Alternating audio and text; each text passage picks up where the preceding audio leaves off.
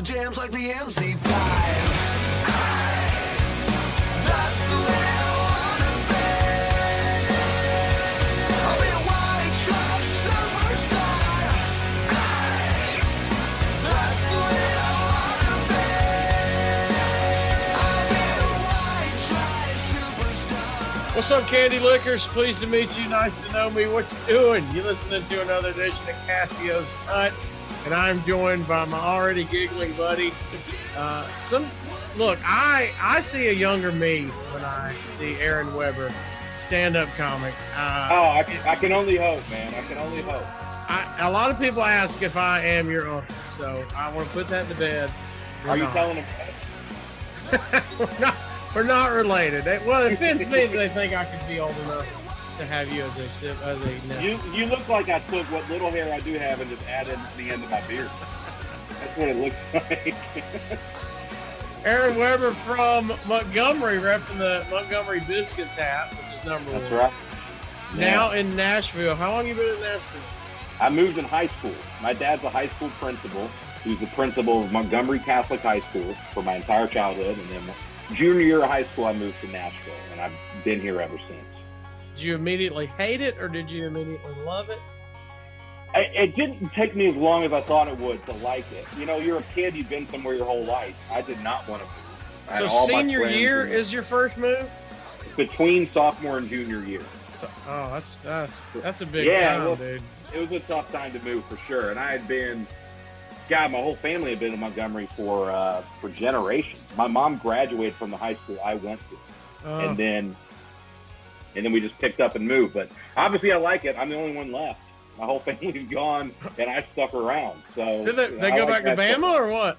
Yeah, my parents moved down to the Mobile area. They live in Fairhope now, and my siblings are scattered all around. My brother's in Huntsville, and other brothers in Ohio, and the sisters in Texas. So we're kind of spread out now. So you survived your last 2 years of school in Nashville. When are you going, I need to be a comic? Oh, man. Are you class clown? Not really. Maybe not as much as I wanted to be. I think maybe that's where all this started. There were always guys that were, even if I thought I was smarter and funnier than them, they were getting bigger laughs all the time. In college that way too. I had some friends that would just, at the bars and stuff, they would just murder, tell stories, and I'd be like, oh man, I could do this. So I started, there's a little stand-up student group on campus where they did shows like once a month. And I started doing that, and then graduated college, moved back to Nashville, didn't do stand-up for a year for some reason, and then just started doing open mics again. So I say that I started in Nashville because those college shows was not real stand-up. It was one show a month for all my friends. Like everybody's murdering. It's just fake, you know? Yeah. So I didn't really start till I was back in Nashville after college. All right, what college are you going to? Notre Dame. Okay, I was about to ask you. I know you're a Notre Dame fan. I was asking. Yeah. I was wondering how you ended up in Notre Dame. How do you end up in Notre Dame? Yeah, it was a family thing. My dad went there, and my two older siblings went there. And I grew up when I could watch Notre Dame. They were always, when they were on TV, I always rooted for them. And then I applied early and got in, and I was too lazy to apply anywhere else. So I just went ahead and I was like, all right, I might as well just go. Alabama and Tennessee, Notre Dame's way against the grain. I know for sure. I grew up a huge Alabama fan, and because in Montgomery you kind of had to pick one. I remember we did Alabama Auburn Day at school, where you got to wear an Alabama or an Auburn shirt before the Iron Bowl, and I remember kids being like, "Can I wear a Florida shirt?" And they were like, "Absolutely not. Like, you gotta." That's not what Iron Bowl week. Day. Period. Yeah, that's right. It's not SEC week, dude. It's Iron Bowl week. So pick a team. So I was Alabama. Yeah. What? So I love this. Visual. What are you studying to be at Notre Dame? What's going to be the career? I was a double major, philosophy and marketing in the business school. Oh, that's good for a comedian, actually. Yeah, well, you'd think. I don't know if I'm using anything I learned, but in theory, that's a perfect combination for a comic, right? Yeah. You're like, philosophy, I'm going to learn how to think. And then marketing, I'm going to learn how to market myself. And I don't know if I'm doing either of those things. But I failed the same class twice in college. So I didn't actually get a degree in philosophy. I have a minor in philosophy because I failed the same class twice. A class called Logic, which is a tough one to fail. It's a class called Introduction to Logic. I failed it twice. Wait, we're not even logic. We're just going to kind of intro you to logic. We're just kind of tell you what it is. We're going to get a 10,000-foot view of logic. Do you grasp it? No, Dude, twice. I don't want to sound like the teacher had it out for me, but the only reason he failed me is because I never went to class and failed both exams. So it's like, it's one of those things. I failed and then I wasn't going to graduate on time. And I had an academic advisor and he was like, a lot of times if you're like on the cusp, you can go to the professor and talk to him and they'll give you a D. And I remember being like, dude, this guy doesn't even know who I am. Like, I can't show up and be like, hey, dude, I've never been to class, but can you give me a D? I just wouldn't do it. So I had to go to summer school and then I got my diploma late. So you are, if you go back right now, can you take Intro to Logic and have a second degree? I don't know how that works. Maybe. That would be pretty awesome. Maybe I could, because I'm 2 credits short. So maybe I'll just go take an online. They're all online now, right? I'm gonna take a little online class. I don't know if you can just tap back in. Yeah.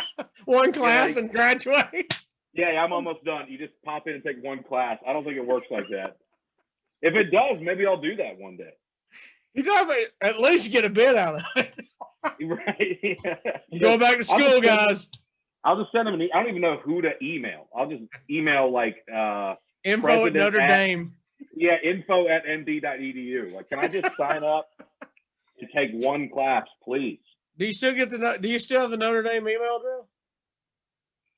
Yeah, you could sign up for an alumni.nd.edu, and then I forgot to do that. So I saw somebody the other day with an edu email address. I'm like, do you just keep it, or is there a process? You can keep it, and you can get the free trial. Like, if you can get the free trial, and you can get the like college discount for all kinds of stuff. If you have an edu email, so there is a benefit to keeping it if you can. I never did. Which is why you didn't.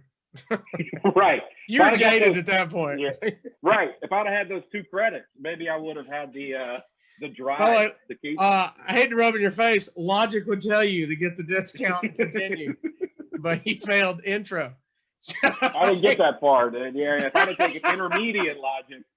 Yeah, I just don't grasp logic, guys. I just not grasping it. Yeah. All right, so you get through Notre Dame. You decide to come back to Nashville. Right. Well, my parents still lived here at the time, so I lived in their basement. Like, quintessential millennial underachiever. And I barely graduate college and then live in my parents' basement until they move. So I just crashed at a friend's couch for like a couple months. And then I had started doing stand-up by that point, and then roomed with a guy I barely knew and just kind of started focusing on stand-up, really. Are you one of my many flaws, but are you a writer? Are you like, I got my notebook out? Are you keeping notes in the phone? Or are you just hey, I got this in my head and I'm going to see what happens? I used to be word for word. I'd write it like essays. Really? And I'd write it beat for beat. And then I'd say it out loud a ton in my parents' basement, pacing around. I've done that less and less. I need to develop some kind of system because I don't know. I'll think of something, then I'll kind of jot the idea down on my phone, and then I'll just kind of talk through it. Right. And just go from there. I find that sometimes the harder I work on a bit, the worse it does. And then I feel so dumb. Yeah.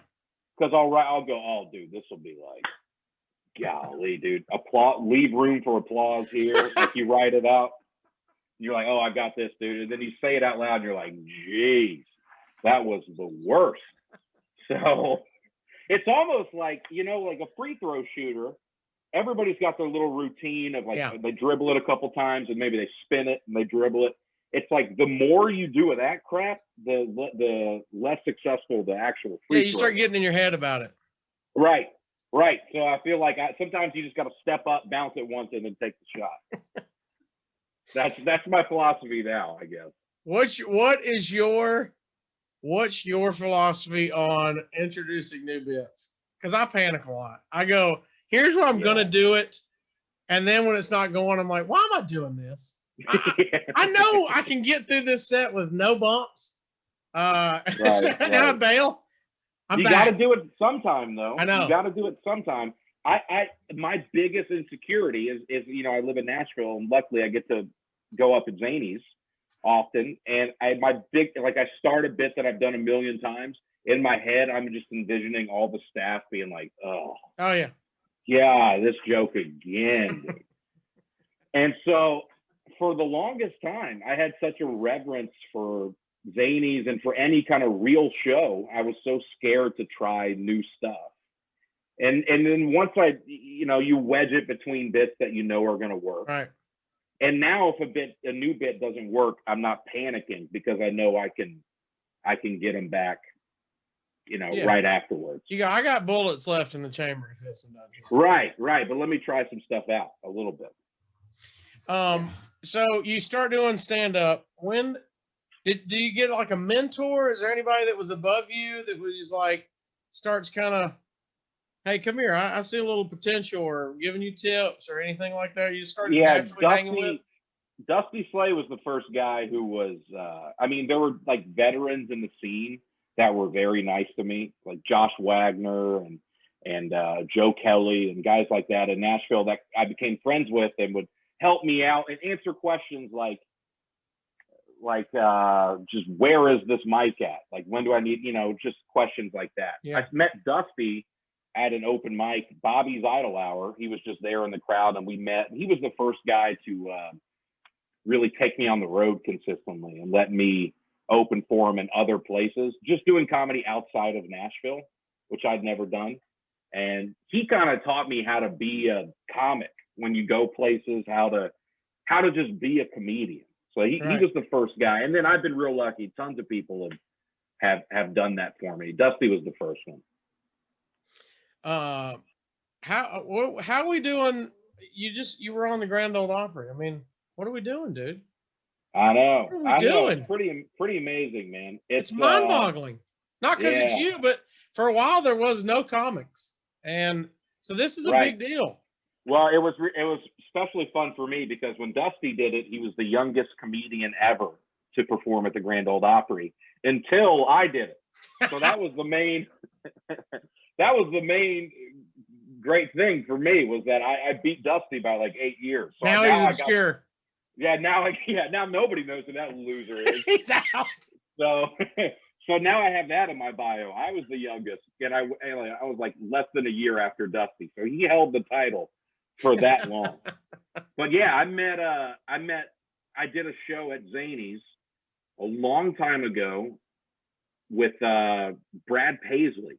Did a show during the festival, and the comics on it were me, Dusty, and Greg Warren, who's amazing. And the guy who's now the president of the Opry was at that show, and I met him, and he goes, "Hey, maybe years from now you can perform at the Opry." And I remember thinking, "Oh yeah, all right," And then I get an email out of the blue from him, who's now been promoted to president of the Opry, and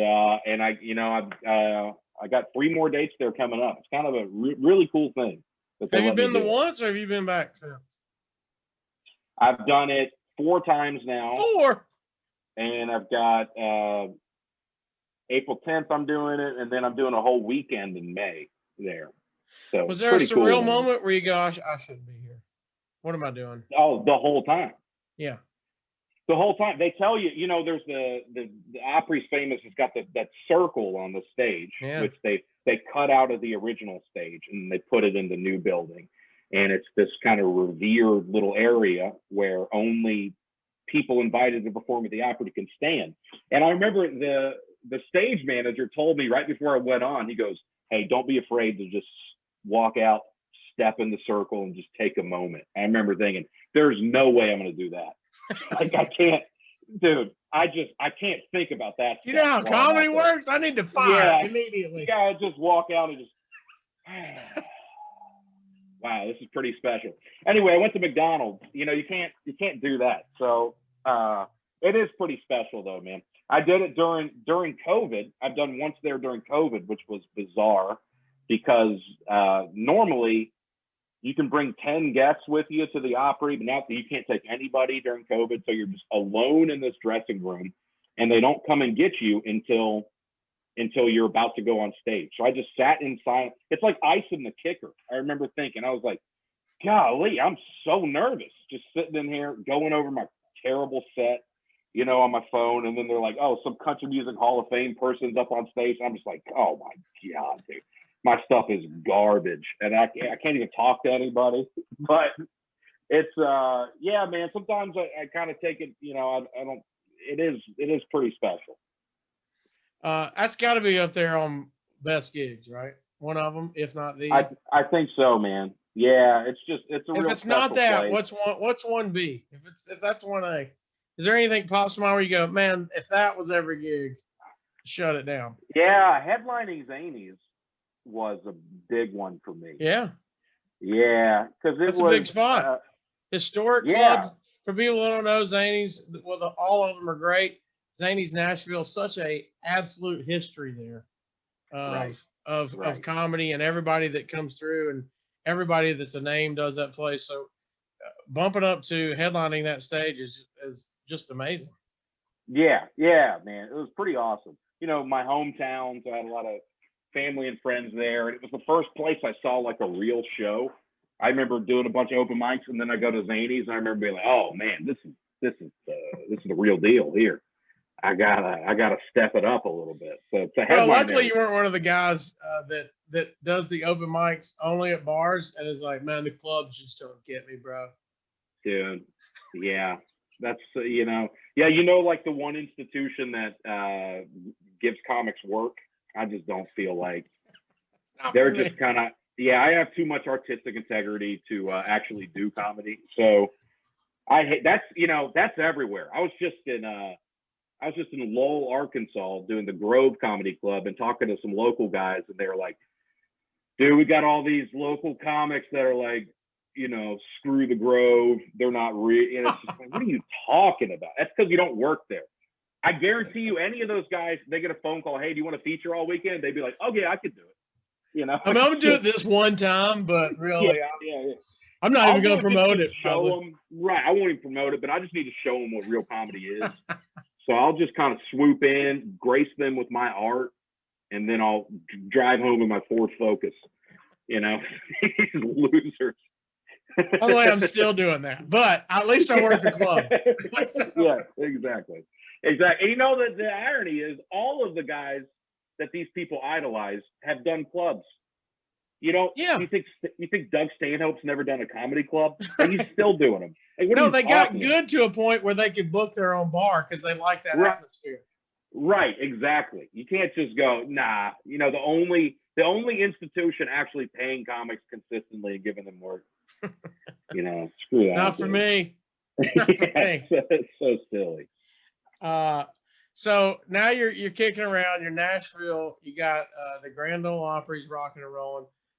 Which now we got your best gig. Now I want to hear worst gig you ever did. I've done a ton of just train wreck shows. You know, the shows that just have no chance. Going in, you're like, this is not right. I think the ones that hurt worse are the ones where you should have done well, and the stakes were high, and you just did everything wrong. I always say my worst bomb, my worst gig. I got to open for James Gregory. I was like a year into stand-up. I randomly got, "Hey, do you want to open for James Gregory at a theater?" And I remember thinking, "Oh my God, like what is?" Okay, yeah, of course. So it's just such a bit. It's more people than I've ever seen in a room. You know, it's just this huge thing. And I show up and I meet James, and he says, "Okay, you can do 15 minutes. If you're having fun, you can do 17." Didn't end up happening, by the way. Spoiler. He goes, "You can do up to 17. but just don't do under 15. And I go, okay. I had, I didn't know it at the time. I maybe had 6 minutes of material, but I was, I can do 15. Well, And he that's a goes, comedy rule. Don't ever admit you have less time. Yeah, I was just, somebody told me you always say, yes, I can do it. Yes. And then you figure it out. Yeah. But at the time, I didn't even know that would be a stretch for me. I was like, oh, 15, I can do it, whatever. And then he goes, and also he uses a headset mic. So he said, take the mic stand off stage with you after you're done. That's all you need to do. Do 15 minutes, take the mic stand. First show's at 4 p.m.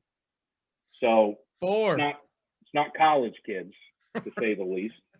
It's the oldest group of people I've ever seen in my life. I walk out, I bomb so bad. I mean, I'm not getting any. I don't think from the get-go, did you lose from the them? get-go? I don't think they knew I was supposed to be a comedian. I think they thought like this is a guy who works at the theater who's coming out to like tell us. So they weren't giving us concession stands and restrooms. Yeah, dude. And then he's out of here. They're like, man, it's a long announcement. Like, bring out James Gregory. So I do every joke. I did the joke that I was planning on closing on, and I was like, I still got time. I did 2 more jokes that were awful. And then I pull out my phone, which is already you don't want. I pull out my phone to look at the time. I've done 6 minutes. So I was like, I'm not even halfway done to 15. So and you can't go under. That's the only rule. Yeah. I can't go to 17. Can't go under 15. So I'm just bombed, dude. I'd never done crowd work before. I start trying to ask, just trying to stretch. I'm drenched in sweat. It's so embarrassing. I get to 15 minutes. I go, thank God. I go, all right, everybody, funniest man in America, James Gregory. And I forget to take the mic stand off the stage. So I'm back in the green room, and I hear he calls me back out like an encore that nobody wanted. I have to go back. I had to walk back out. Hey, grab the mic stand, and dude. And then the worst part is nobody thinks about like when you bomb real bad. Then you got, especially if you're opening for somebody, then you just got an hour to just sit around. Waller. So I just sat in the green room, and I had one text on my phone, and it was from my then girlfriend, who's now my fiance, who was in the crowd. And it's one text, one word, and it just said, wow. Oh, no. Oh, no. Wow. So I'm like, oh, my God. And I'm like, there's another show. They're going to fire me before that. Why would they keep me around? I didn't get the sound guy got a laugh before bringing me up. So let's just let that guy do 15 minutes. What do they need me for? So that's the worst one, because I'm sure I've had worse sets and shows that were worse, but because the stakes felt so high, right, and because it was my fault, it wasn't like the atmosphere wasn't right for comedy. No, they were all sitting down, paying attention, and facing me. So they were there. Did you do the second show? I did the second show. The second show went okay. It went way better. It was much younger. It was at night. Okay. I did pretty much the same set, and I did my time fine because there were some laughs in there to kind of let me stretch it out. But yeah, dude, that was I can still kind of feel how that felt, like the hair on the back of my neck. Did James say anything? No, dude, he wasn't even paying attention. Right. You just mad you didn't get the mic stand. That's right. Well, thankfully he'd forgotten about that too. Actually, he didn't like that. I remember he came back and he was like, "Man, they weren't that great, were they?" I was like, "Oh, thank God." But that was the worst feeling, dude. And hopefully I'll never top that. But who knows? Could be this weekend. All right, now super excited, dude. You guys have been smashing it. You start you get the new podcast with Nate Bargatze and Brian Bates, Nateland. How does all this come about, dude? Well, Nate wanted to have something when we were in the thick of it, right. And he just didn't have any kind of podcast presence. So I got a call from him out of the blue, very unexpected, that just said, "Hey, do you want to do a podcast with me?" And I thought he meant, "Do you want to come on and be a guest?" Right. And I was like, "Oh man," I was blown away by that. I was like, "Oh, I'd love to." And then he's like, yeah, it'll be me, you, and Bates. And I was like, oh my God. So just a blessing that fell out of the sky one day.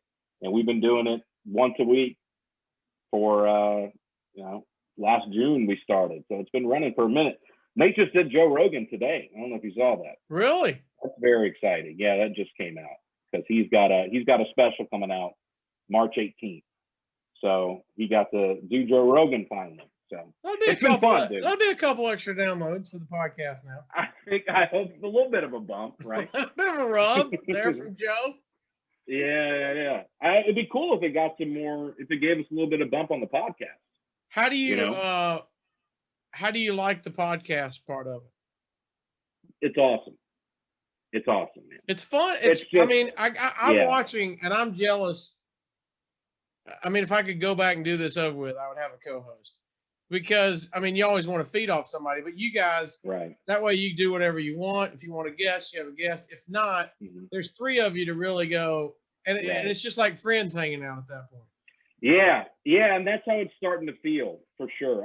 The first few times I was so nervous because I didn't know Nate that well. And I didn't want to come in the first episode and just bomb. So it's, I'm thankful. Thankfully it's been going great. It's my kind of role on that podcast is just, I feel like all I do is just laugh. Like that's all I do on this one too. So. Yeah. And I've gotten some comments like, man, all you do is laugh. It's like, yeah, I'm sitting 3 feet from the funniest guy on the planet. Like I'm going to laugh a little bit. Like he's going to make me laugh a few times, you know? Yeah. And so it's nice of you to say that about Brian. That's really good. Well, then we got Nate too, who's also okay. And then Nate chimes in every once in a while. Yeah, right. Yeah, for sure. Because it's a different feedback. You're used to instant stage reaction. It's either yes or no. Is this funny? Right. And now you go, I mean, that was funny to us. Is anybody else? Is that funny to anybody else? Yeah, we have a production crew there, and every now and then we can get them laughing. That's when you know it's good. Yeah, that's when you're like, all right, this is really something. Because they're so jaded, dude. I look weird. They don't care about anything. They're on their phone, and they're just like, and then if you make them laugh, you're like, oh, dude, that was good. We got something brewing here. Right. All right, let's talk about, we'll get to the countdown in just a second, but another exciting thing, talk about brand new album out, your first album. This is big, dude. This just came out just not too long ago, a couple weeks. Yeah, early March 5th it came out. It's been a lot of fun, dude. It's my first time putting anything out. And I'm kind of at peace with it. You're never totally stoked about it. And everybody I've talked to is just like, sometimes something's just got to be good enough, And I was like, all right, that makes me feel better. So I just put it out. I've gotten some nice feedback, and it's been cool, man. Does it strive you to just dump that entire set list? Like, now I can't go back to that now. Yeah, well, that's the idea. I don't know if it's kicked in yet. Right. Like I've started just putting up bits I've done forever. I've started uploading them on YouTube gradually. Yeah. And then that'll be the real motivator. Because, if anybody sees you on a show poster, they look you up on YouTube. And then now they're going to immediately see like my 3 best bits. Right. So I got to be like, now I got to do something else. Hasn't happened yet. But one day I'll come up with some new jokes. That button's going to get pushed right now. It has not. We'll see. Well, it's very motivating for what they see on YouTube, and it's I forgot what I was going to go with, but it was a great story. I had a very real good point right there. Yeah, I lost it. Yeah, it looked like it was going to be a good point. You kind of leaned down to one side. I read it back. It was pointed. It had the posture of something insightful was about to happen, and it didn't. And maybe that was even better. That was more than the point you were going to make. Like that was great. You said it for me, Aaron. You said it for me. Hey, sometimes at the end of the day. So what else is going on? Just do a whole like a SEC coach. Just You know what? You know what? When it comes down to it, next question. We play the games. We play the games. We play the games, and hopefully, when all the chips are counted and the cards are put away, and yeah, The process. the process. Yeah, gotta love the process. Can I? By the way, can I give you credit? Are you the only guy on the planet updating your MySpace? Oh, dude, thank you. Huh? I get so much, dude. Now that's a custom website I built to look like a MySpace. Is it really? Yeah, that's Oh, actually it's a number word. one. I thought this dude is doing MySpace, and I'm kind of Yeah. digging it. That's a WordPress theme I built to look like a 2005 era MySpace page. Oh, it's fantastic. I got a top 8. I got Yeah. you know, I think I'm online now. If you look, it's all It the is. little Easter eggs that if you were familiar with MySpace back then, I had a lot of fun making that. Dude, nobody gets it. So it's like, dude, the people that do get it are like, this is hilarious. And then I get a lot of people that are like, why don't you have a real website? You know? And I'm like, I do. It's got everything. It's just, and they're like, okay, that's a little weird. I knew it was a deep fake when you did not have a theme song playing. You didn't have. I used to. Did you? I used to have a "I'm Just a Kid" by Simple Plan would play, and that got real annoying on my end every time I had to refresh it. So I was like, I gotta take this off. You know? No glitter graphics. I see how it is. All right. It's a deep fake. All right. Let's do let's hit you with the countdown. 10 questions, 10 to 1. All right. And we'll have some fun with it. All right. Number 10. Name something that's a perfect 10 in your life. Oh, my fiance. Oh, God. I knew he was going to say that. Everybody that's married has to say wife. That's the lamest answer. Look, she's a 9.5. All right. I'm not going to give her a perfect 10. Right. If there was something counting off, what would it be? Let's get you in trouble. Yeah, my perfect 10, I would say, where I took points from her? Yeah. Oh, man. Because she's got good shoes. She likes the J's. What are we doing? She's got a killer job. She loves stand up. I feel like I should just pick something else. Because this is a dangerous road you're taking me down, man. Next episode, when you tell us about you lost your fiance. Yeah, I gotta my divorce episode next. Yeah, perfect 10. My divorce attorney is great. That would be my perfect 10 next episode.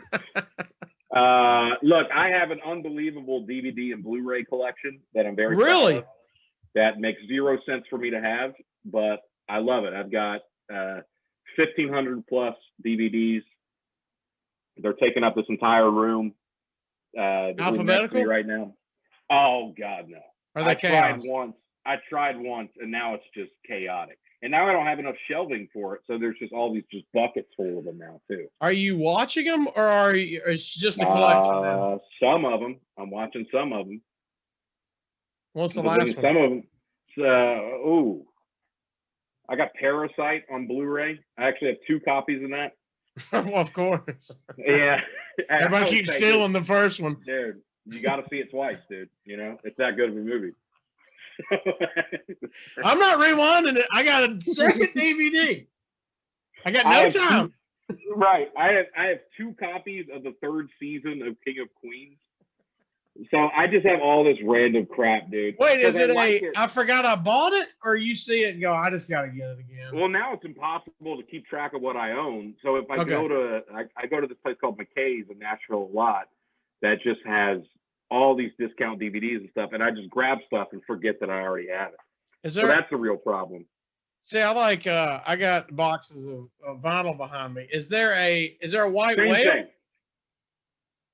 There are some, for a while it was like Apocalypto on Blu-ray was a white whale because it was only in print for a little while. There are rare Blu-rays like that there are only a few. Whoa. And then if you start getting into like Steelbook, like the decorative containers and stuff, you can get down a deep rabbit hole about it. But I look at it just like collecting vinyls. Like it's just a cool You get something you like. I like having it. I have this weird fantasy of the internet being out in the whole world, and then I'm being like, doesn't faze me. You want to watch season 4 of Monk? Because I have it on DVD. Let's watch that. Yo, dude, don't flirt with me on that. I just tweeted like last week, Monk. Everybody's sleeping on how good Monk was, dude. I need you to wait 2 seconds, man. I'm gonna go grab something for you. By the way, if you're going to piss, your mic is still on. We can hear you. Oh, I'm not going to piss. Okay, we're making Don't sure. worry about that. You can still hear me from here, huh? Yeah. This. Here we go. We got. Yes. This is my Monk collection. Yeah, you knew where the Monk stash was. Oh, dude. Of course. I've got it all, man. Great show, underrated show. And I've got it all if you ever want to watch it, man. Give me a stash, a part of your stash that you would probably cry if you lost it or got damaged. All right, I'll be right back. I'll look. I got you. I've got. Oh man. Oh, if you're finding these quick, it's not as much chaos as I assume. Well, now it's hard to find stuff. It's already theater of the mind for the people just listening and not watching the podcast. But if you're watching, we've still got the anticipation of you off screen. It's just chaos. Okay, I've got. Here we go. Here's some favorites. I've got. This is the West Wing collector set. Complete series. All 7 seasons. With the presidential seal on the front. In a decorative box, and it looks like you're looking through. Come on. Look like you're looking through confidential government documents. Can't hide money. That's always fun. I got the Dane Cook collection on on DVD. Is that all the specials? Vicious Circle, Torgasm, and then the Vicious Circle special features. Come on. I got that. And then I got a lot of random of earthquakes, one night. In the stash that you don't want to lose. That's strong. I wouldn't want to lose this. These are the trophy pieces. You know, I've got trophy pieces.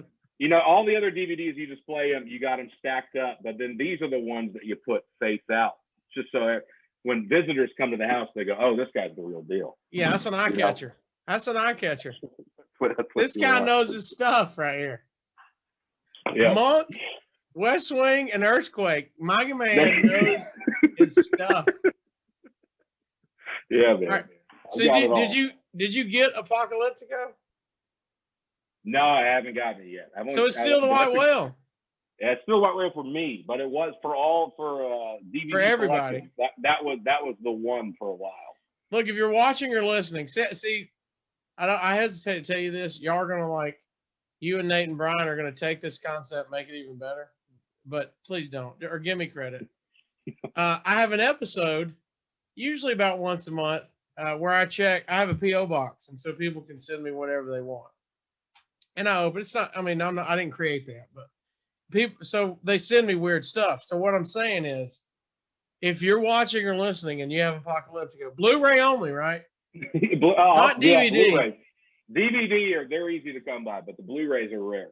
If you have Blu-ray, send it to the PO box. I'll forward it or barter with Aaron. Yeah. Is that fair? Oh, I'd love it. I'd love it. You would make my. I'd probably retire from collecting. Just trade the whole. I'll trade you everything I got, Earthquake included. I'd trade all these in and just get a Netflix account at that point. You know. All right. Yeah. All right. So that was better than Fiance. I think so too. Blu-ray DVD collection's better. Yeah. All right, number 9. 9's a German word for no. Name something you wish you could write off or in. No more. Something no more in your life. Well, what's yours? Can I ask? Your answer kind of changed. This isn't about me. Mine is pay parking. Okay. Nothing infuriates me more than when I can't find good free parking somewhere. I don't know why it's legal to charge people for parking. I don't know why we tolerate it. I don't know why we're Right. all okay with it. I want to put my car somewhere for a few minutes so I can go patronize your business. I want to just get to your business so I can give you money. And you're making me pay $20 an hour for parking. Why are we not rioting in the streets about this? I can't. Is it lots or is it just street parking or all of it? Anything. Parking should be the easiest thing in the world. It should be, you don't even have to think about it. Right. It's just, if I opened up a business, I'd be like, all right, well, the number one thing is people got to be able to get here. Yeah. You know? Where are they going to And then stay while they're spending money with us? Right. How are they going to come give me money? Right. Give them a place to park their car. I did a show at the City Winery in Nashville the other night. Huge parking lot, so many empty spaces, and I had to pay, and I was like, why are you making me do this? How much do you want to nickel and dime me? I'm about to go in and buy a $40 glass of wine from your piece establishment. What? And now I got to pay for all this parking, dude. It got me What if so on mad. principle they rolled it into a cover charge? Would you be okay with a cover charge? If they said we're not charging 20 Same to park, Same price? yeah, we're not going to charge I mean, 20 to park, and then you go, wait, but you're charging me 20 to get in. I feel like that's the same thing, dude. I feel like it doesn't bother me when I have to pay it. It's just that I have to pay it. Like, it should be. I have to pay to spend more money. Right. With you. Oh, yeah, dude. It's just infuriating. And if they did that, I would know. So it would still bother me. They were like, all right, it's a $30 cover, you know, and you can. So only you stay just till don't like midnight. paying before you pay for more stuff. That's the concept. Dude, it's just, it should be such a hassle-free thing to park. And I remember thinking, this is why is this not so easy? This is the worst part of the night. It's just finding a place to put my car. I just need to put it somewhere. But are you You know? excited on just the meters because it's cheaper? Is it a price thing or is it the I principle? don't know. I don't know if I've ever paid a meter, to be honest. I kind of Really? just, because, dude, if I'm in and out of somewhere quick, I'm like, I'll just pull up. You and risk then- it. Oh, I risk it. I've been dinged a couple times, but it's worth it. It's the price of playing the game. Did you pay the ticket? Yeah, I've paid the ticket. I probably have a few I haven't paid. I was about to say it's worth it because Dude. I don't pay. I don't pay.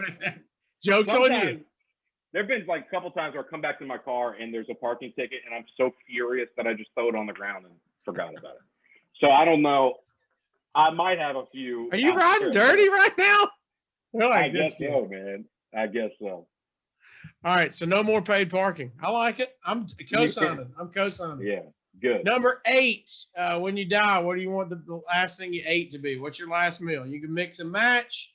You go restaurants, home cooking. I need drinks. I need, if you're going apps or desserts, I need the whole thing. And this is, I'm about to be executed. Well, you just know you're going My out. last meal. Yeah. I'm gonna die. Yeah, for sure. Okay. Number one meal, McDonald's with a large Diet Coke. Actually, you know what? Coke. It's my last meal. Yeah. Oh, a diet. That's a flavor thing, man. That's going to have a real Coke. Okay. My mom's banana bread as a side. Ooh. And then for dessert, I have my mom's white cake with white icing and peanut butter cookies. So my mom, banana bread, and the dessert, and then the meal is from McDonald's. That's What's the last one? meal. Is the one the Big Mac? One's the Big Mac meal. Yeah, And you get, large. you get your Big large Mac number straight one. up like it is? Straight up, dude. I've never made an alteration at a restaurant before. Really? I just figure, look, y'all know better than me. You know what is going to be good. So I trust you. All right, but what if you said a weakness in the Big Mac game? What would it be? Mine, I say it's shrapnel. It's messy. That's fair. That's a very fair argument. Yeah. But they give it to you in a box, so you know you can All right, use that. Let me hit you with this. Okay. Next time, no lettuce. I feel like, listen, I understand there's a lot of shredded lettuce on there, Yeah. but I feel like it adds a texture that's really important to the Big Mac. Ooh. I feel like it adds a little bit of a crunch, a little Okay. crispiness that the sandwich doesn't have. Little outside of color. the lettuce. Now you got some So color. if anything, I recommend maybe asking for fewer pieces of lettuce. Okay. But it may be a little easy on the lettuce, but I think you need it there. I'm not concerned about the color. I'm not taking a picture of it. I'm not documenting it at all. I don't want people to know. It ties the buns together. It ties all three together. It does. Yeah. I think so. And also, a lot of times the lettuce will help. I watched a documentary about this. A lot of times you need some of these ingredients because they help hold all the condiments on, and they help the bun from sliding off and all kinds of things. So they're actually functional in a way that I think we don't give them credit for. You didn't even get a side of nugs though. You went just. I mean, this is your last ride. Oh, I guess that's a good point. Well, I usually get a couple side sandwiches. So I get a number one and then a cheeseburger and a McChicken. Strong. Couple side Dude, if you go to sandwiches. Mickey D's and don't get something off that dollar menu, you're doing it wrong. I know. I feel like I'm blowing it if I don't. So I gotta get something. I feel like I'm blowing it. All right. I'm just saying I haven't had fast food in a while. I'm trying to not eat it. And just the idea of a Big Mac right now sounds so good. So okay. Are you I'm a little biased. Are you I mean you flirted around it, but I hate to put you on the spot, just admit. I know you don't want to say the word, but you're on a diet. I guess so. Yeah. Yeah, I'm not following a procedure or anything. I've just started to go let's just not be a maniac.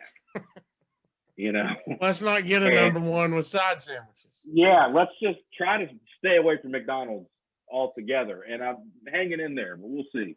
I'll cave eventually. She'll never watch this, so it's all right. Is this on your own fruition or is this fiance driven? Oh, this is all me. Okay. Me. Yeah.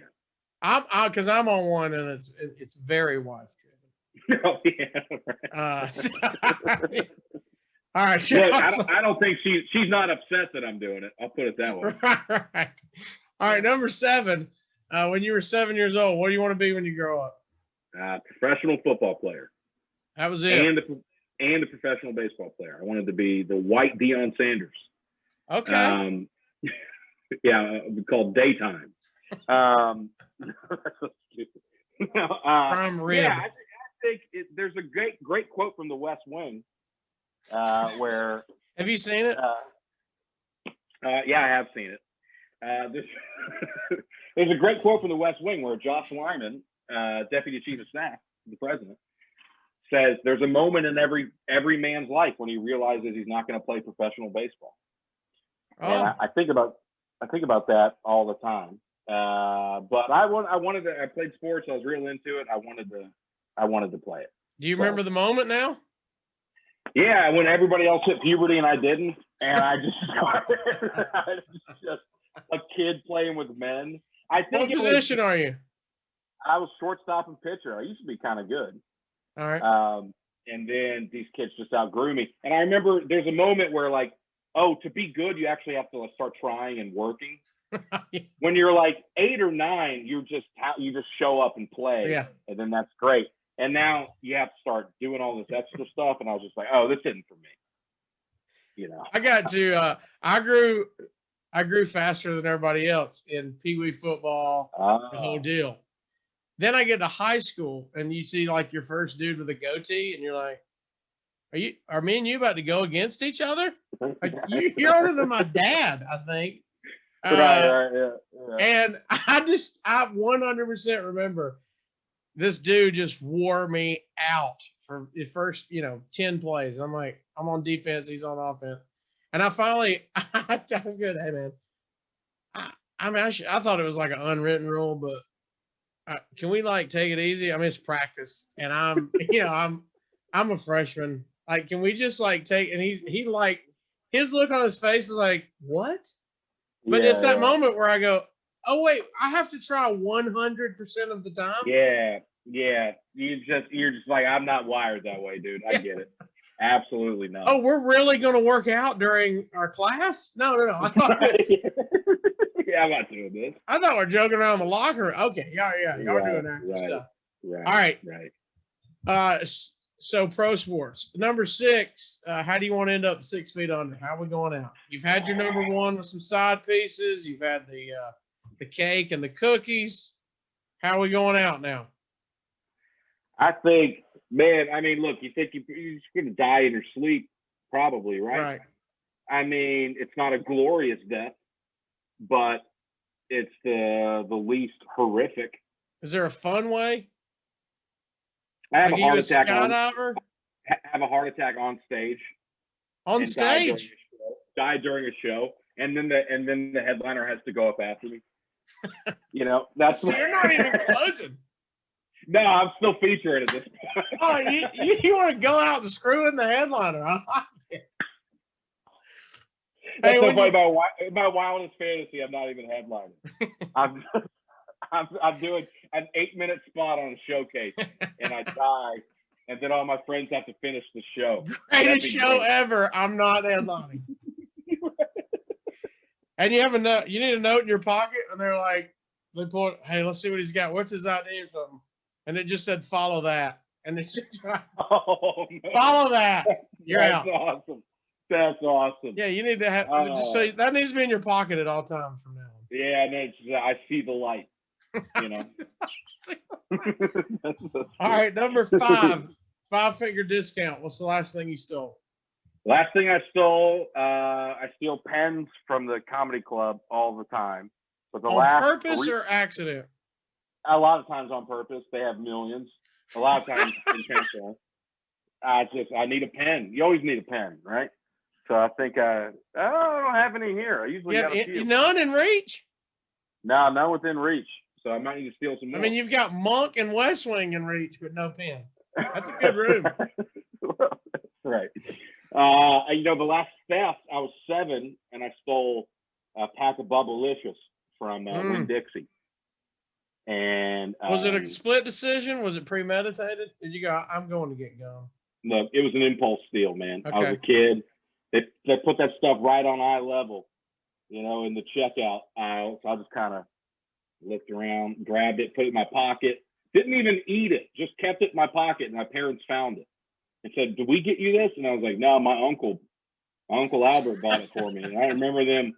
So they call Albert. I remember just sitting there, oh man, it's unraveling. Oh, wait, so you blame the uncle and they do a story check? I threw my uncle under the bus and they were like, "That's kind of weird. You haven't seen him in a while." I was like, "Oh man, it wasn't even a good alibi." So I'm sitting there like just listening to them on the phone, being like, "Oh, okay, he must have stolen it." And then I had to, I got in trouble, got spanked. Then I had to go back to do the shameful return to the cashier. My dad brought me. He goes, "You got to take it back." It's Game of Thrones, dude. Shame. Cashier, he's probably 18-year-old kid, doesn't care at all. I had to come back in and be like, "I took your Bubblicious."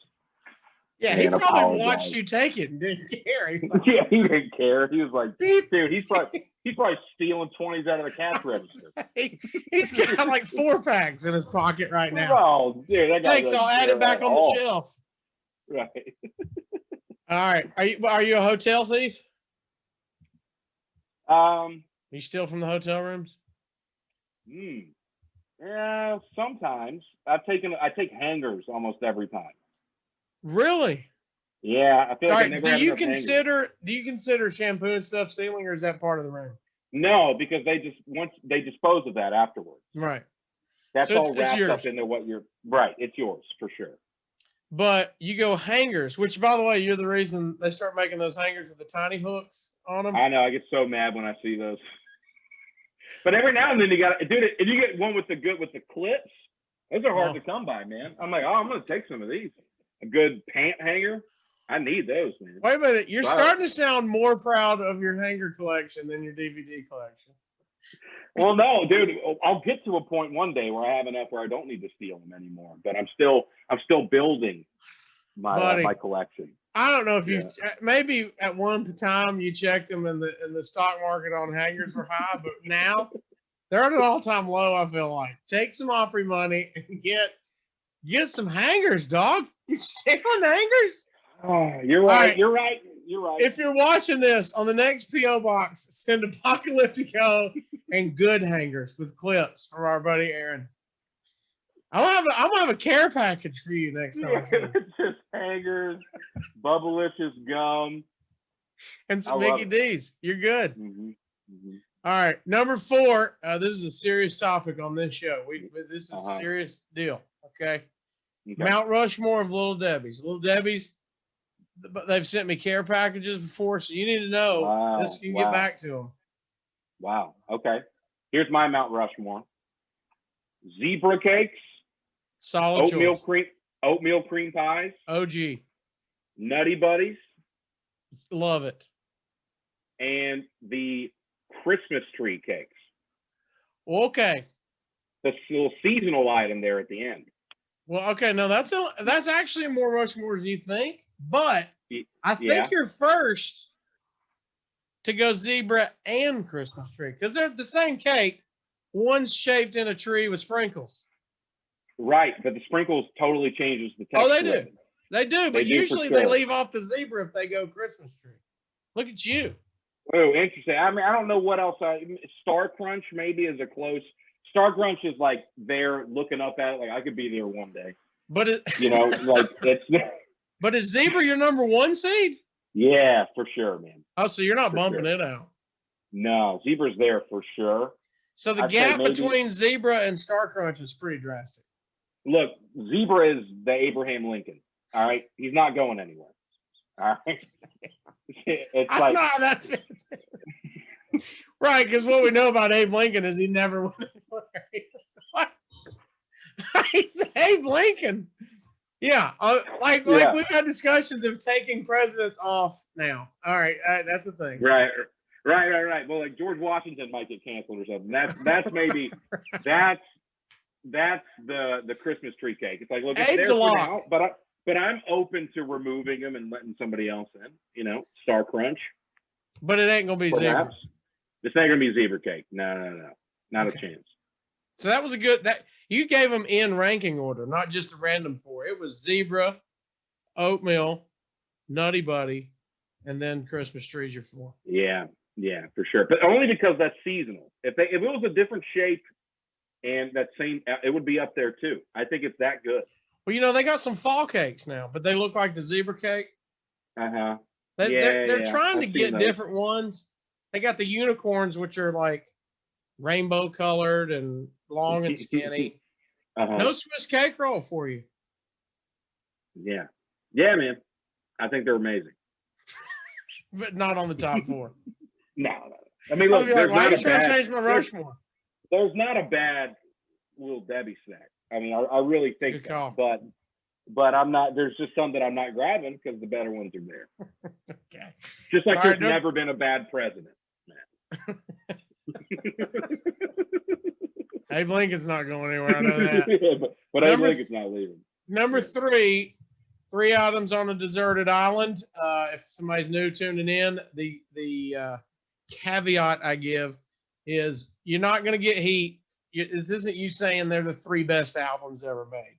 This is you're stuck listening to these 3 albums over and over and over again. So best of, maybe a live, maybe whatever, maybe a compilation. Now that's what I'll call Music 12. Who knows? So Def Bass All Stars from '98. 12 was a good year. Now that's when I call Music 12. That was a hot one for sure. All right, what are you going with? I'm going with John Mayer Continuum, which I'm sure I'll get flack for, but that's one of my favorite albums ever. I think it's great. Then I would take Recovery by Eminem in case I want to work out on the island. It's got some good workout tunes. I can't look. I like John Mayer. I can't start doing push-ups to slow dancing in a burning room. I need Cinderella Man. I need something in there to get me pumped up, right? All right. And then maybe my third album was I would take Skanks for the Memories by Dave Attell, his comedy album. Really? That'd be my third. Yeah. Okay. Yeah. Look, I think any 3 albums are going to get old pretty quickly. So I think my philosophy is let me get the most enjoyment that I can for the first month because I'll be sick of anything after a month, No Country. No Country. If I had a few others, I'd take it, but just that's the top 3. Okay. I like it.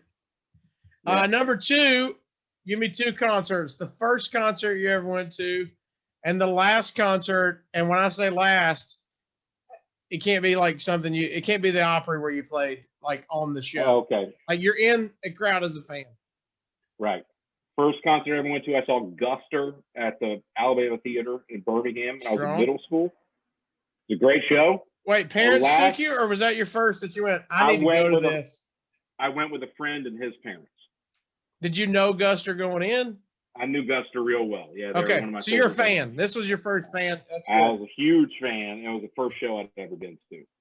And the last concert I went to, I saw Snarky Puppy at the Ryman. Snarky Puppy is one of my favorite bands. They're like contemporary jazz instrumental band. They were great. That's the last one I went to. And then since I've been doing comedy, I haven't been to many concerts, but that was one of the Was that pre-COVID? Yeah, it was pre-COVID. So you hadn't had one of any of the they're opening back up a little bit. No, I haven't seen any going around. It's just kind of just comedy rocking right now. What a turn, Guster and Snarky Puppy. That's a combo. Yeah. That's a combo right there.